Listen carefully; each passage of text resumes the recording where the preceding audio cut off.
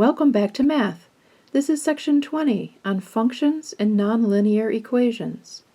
Besides talking about functions, we'll look at absolute value, the nonlinear equations, and also quadratic equations. A function is a relationship between inputs and outputs. The inputs are called the domain. Every number in the domain has one and only one output. We call the output the range. For example, we've got a function of x, or we read this as f of x. It equals x plus 2. So for every x, we put that into this function and we get out a value that is the x value plus 2. So if the domain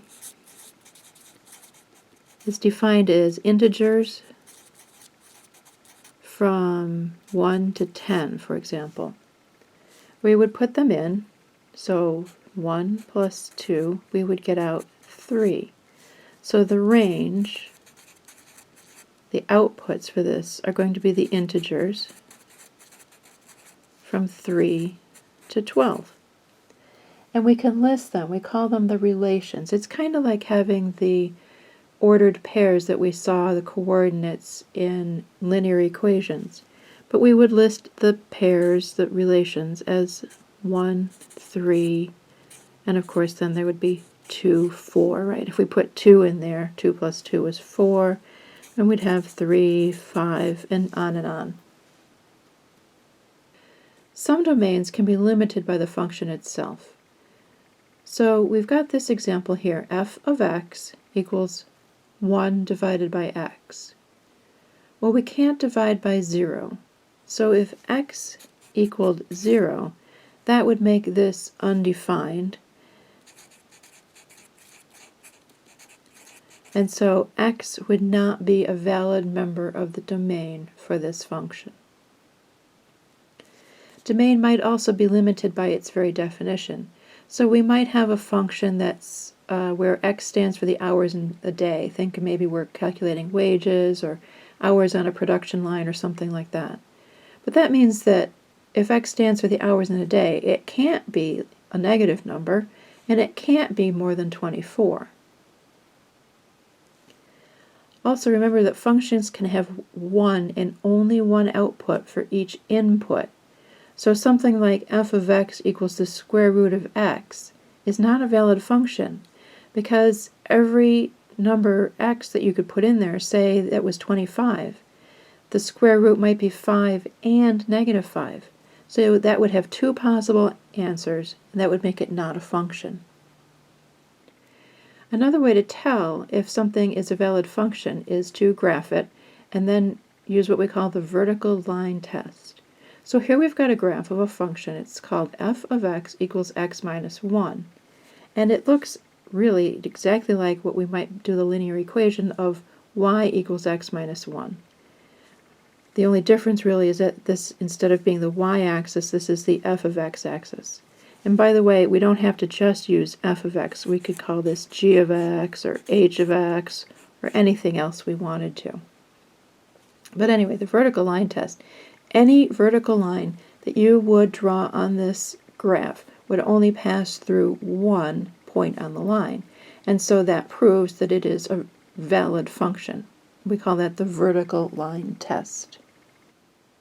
So let's talk about absolute value. Absolute value is really the distance from 0 on a number line. And you remember the number line, it's got generally 0 in the middle.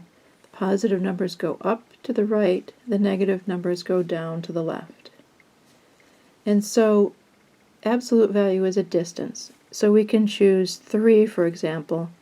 3 is 3 units away from 0, but so is negative 3. 5 is 5 units away from 0, and so is negative 5. So we write it this way. This is read, the absolute value of negative 5 is 5. And the absolute value of positive 5 is also 5. That just means the distance from 0 is 5. Because it's distance, it's always a positive number. You really can't have a negative distance. We can do operations with this too. So 3 plus the absolute value of negative 7, well, that would be the same as 3 plus 7, which would of course be 10. Or we can do multiplication. The absolute value of negative 3 is going to be positive 3, so this is really the same as negative 2 times positive 3, which would equal negative 6. And it can be in a division problem as well. 14 divided by the absolute value of 2, that's the same as 14 divided by positive 2, and that would equal 7. So absolute value can also be written as a function. This graph is f of x equals the absolute value of x. So if you look at 0, 0 is obviously in the center, but for x equals 1, we'd get an answer of 1, but we'd also get an answer of 1 for negative 1. Same with 2. The absolute value of 2 is 2, but the absolute value of negative 2 is also 2. So when we plot this function, we get this sort of V-shaped graph. It passes the vertical line test, right? No vertical line that we could draw on here would go through more than one point. So it's a valid function. So now let's talk about nonlinear equations. Now in section 11, we graphed linear equations. That's linear, meaning straight line. All the variables in a linear equation have exponents of 1. So what happens when you have an exponent other than 1? You get a nonlinear equation, or not a straight line. In other words, a curve. So nonlinear equations means there's going to be a curved line. That means the slope is going to change along the line. It's not going to have a constant slope. So here's an example of a nonlinear equation, a pretty simple one, y equals x squared. So we started to graph this by looking at some values of x and then figuring out what the value of x squared would be. So 0, 0 would be this point right here. If x is 1, y, it was also 1, or x squared. But remember, negative 1 squared is also 1. Same with 2 squared would be 4, and negative 2 squared is also 4. You can draw more lines in there and you'll get more accurate results, but essentially what you'll wind up with is what we call this U-shape, or a parabola. It's a U-shaped line and it's symmetrical. It has what we call a vertex. That's here on this example at the point 0, 0. Parabolas, this one opens upwards. Parabolas can also point downwards, but the vertex will either be at the lowest point, like this one is, and we call that a minimum, or it might be at its highest point, and we would call that a maximum. Here's another example where y equals x cubed. So we can do a few points for this graph also. If x is 0, x cubed would also be 0, and that would be this point 0, 0. For x equal to 1, x cubed would be 1 also. For an x of negative 1, though, negative 1 cubed would be negative 1. So for 1, we'd have negative 1 here, positive 1 is positive 1. For 2, 2 cubed would be 8, that would be here, and negative 2 cubed is negative 8 down here. So you get this kind of a shape of a line. We call this point right here a point of inflection.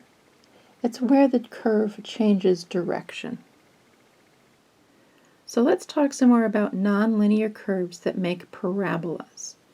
And we call them quadratic equations. And this will look a little bit familiar from section 16 when we did factoring with FOIL and we factored things. We did them as expressions, so, right, we didn't have the y equals. Now we're making them into equations where we're setting them equal to y. This is the one in the standard format. A, B and C are the coordinates, the number part of this. So we have a standard version of y equals ax squared plus bx plus c.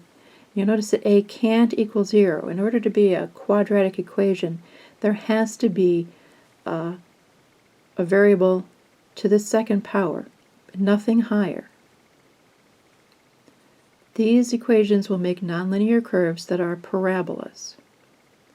And we're going to look at what the roots are for a parabola. Now the roots are where the parabola crosses the x-axis. You'll remember when we did linear equations, we looked for the y-intercept, and that's where the line crossed the y-axis. We're going to look now for the roots, or where, if you remember, if it's a parabola, it looks like this.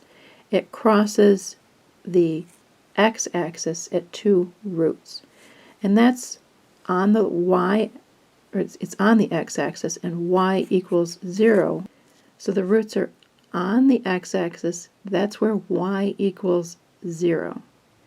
So we're going to find the places where this equation makes y equal to 0. This is one of the examples that we did in section 16 when we were factoring by FOIL. We've taken the same, what we had as an expression, and now we said that it's equal to y. And we factored this by FOIL, remember. You start with the parentheses and with x. You figure out what two numbers multiplied together give you this, which is the c exponent, and then add together to give you the b, or the coefficient of x. And we found for this that it's x minus 2 and x plus 4. So how do we make y equal to 0? Well, these are now two products, right? X minus 2 times x plus 4. And we know that when you multiply anything by 0, you get the answer 0. So either one of these factors could be 0. X minus 2 might equal 0, and that would cause y to equal 0. Or x plus 4 might equal 0, and that would also cause the product y to be 0. So all we need to do is take our factors, make them equal to 0, like I just did, and solve for x. That's pretty easy. We just add 2 to both sides. That's where x would equal 2, or where x would equal negative 4. So the coordinates of our roots are going to be 2, 0, and negative 4, 0. Remember, these are the x values, and y is 0. So besides finding out the roots, or where the parabola crosses the x-axis, the other important thing we can find out about this equation and its graph is where the vertex of the parabola is. So there's two ways to find the x value of the parabola. Remember that the parabola is symmetrical. That means that the vertex is exactly halfway between the two roots. So one way to find the x value is to average the two. If we average 2 plus negative 4 divided by 2,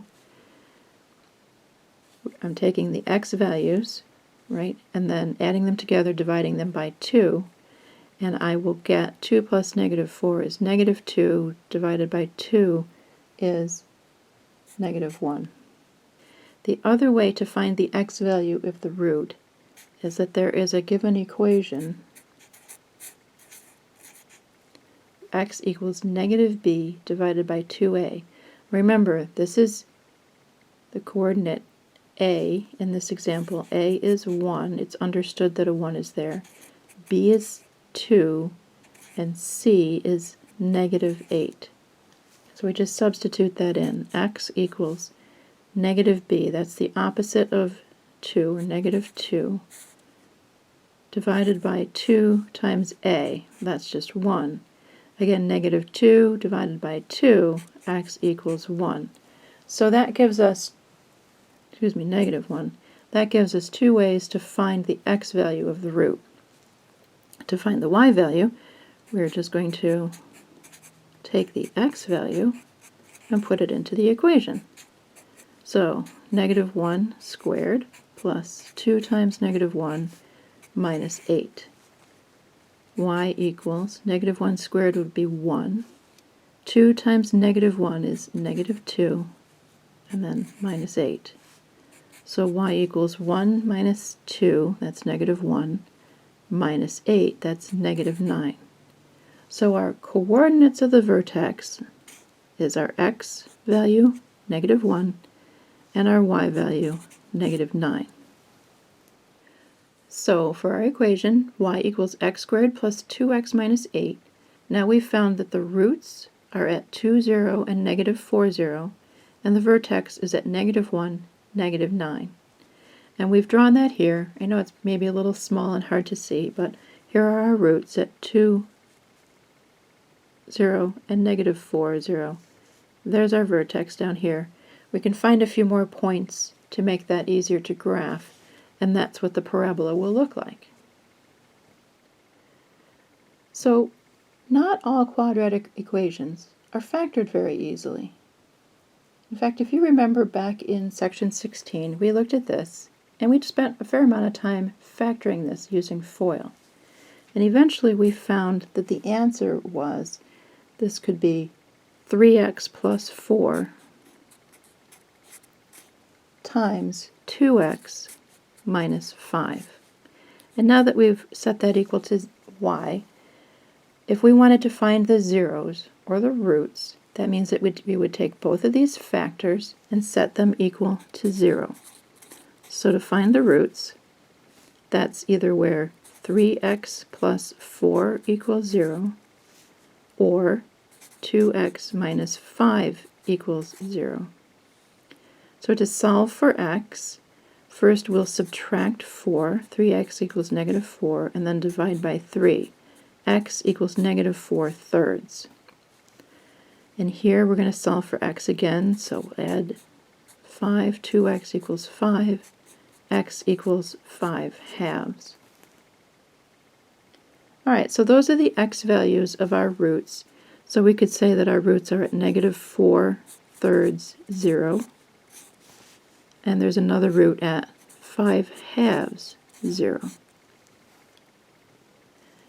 There's also this quadratic formula that we can use that will help us find our roots. And remember again, the standard format is y equals ax squared plus bx plus c. And so here, a equals 6, b equals negative 7, and c equals negative 20. We're just taking those coordinates right off of this equation. Alright, so now we're going to just plug those numbers in carefully. Negative b, well, b is already negative, so the opposite of that would of course be 7, plus or minus, and that's because we're going to get two answers for this square root, a positive one and a negative one.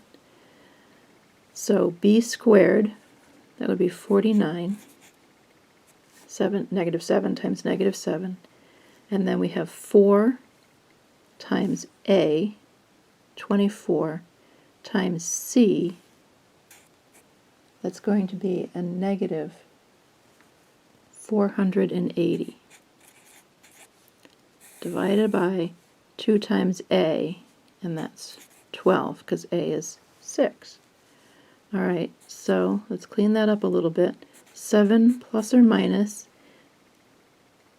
inside the square root we've got minus a negative, so that's like the square root of 529 divided by 12. That happens to be 7 plus or minus 23 is the square root of 529 divided by 12. So 7 plus 23 would be 30 twelfths, or we could simplify that fraction. They both have 6. If we factor out the 6, this would be 5 halves,